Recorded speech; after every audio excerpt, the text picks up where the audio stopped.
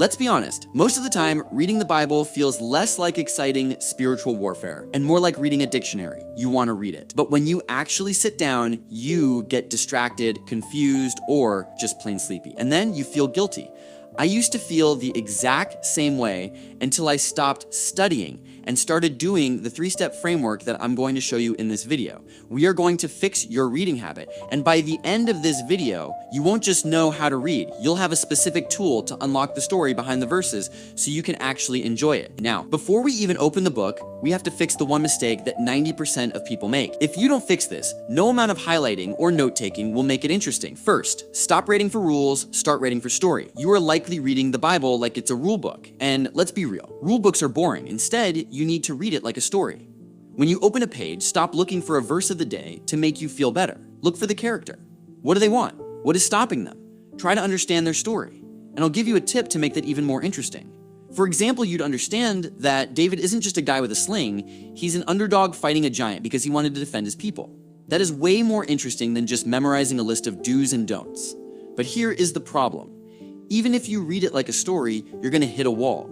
You'll run into weird names, strange towns, and laws about goats. This is where most people quit because they get lost.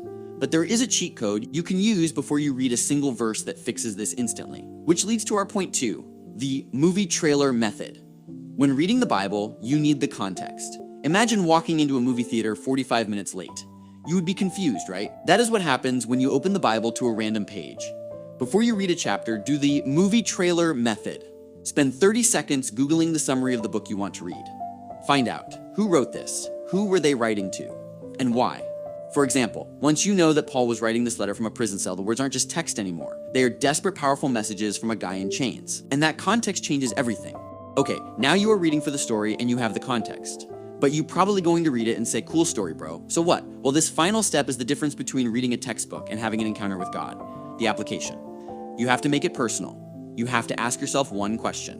What does this show me about God or people? Don't just ask, what do I do? Ask, who is God in this story? Is he the helper, the rescuer, the judge? When you see God as a character in the story, helping the hero through the abyss, guiding them past the threshold guardians, suddenly, it's not just history. It becomes your story too. You get hope and more faith in God. When you see what he did for people in impossible situations in the past, you say with confidence and faith that he will do for me too. And that is the mission of the Bible, to help you live a life of peace and faith in God. Now you have the framework. You can now read the Bible without sleeping on it.